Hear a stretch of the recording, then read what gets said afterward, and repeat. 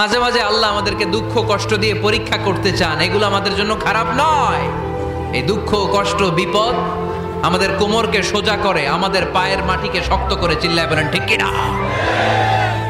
প্রতিকূল পরিবেশে কিভাবে বাঁচতে হয় এই দুঃখ কষ্ট আমাদেরকে শিখায়। এজন্য মুমিন বান্দার বৈশিষ্ট্য হচ্ছে দুঃখ কষ্ট বেদনা জ্বালা এগুলোতে সে আপসেট হয় না, সে হাল ছেড়ে দেয় না, সে ভরসা রাখে একজনের উপর। চিল্লায় বলতে হবে তিনি কে? কারণ মুমিন জানে রাত্রি যত গভীর হয় অন্ধকার তমানিসা ভেদ করে সুবহে সাদিক হয়।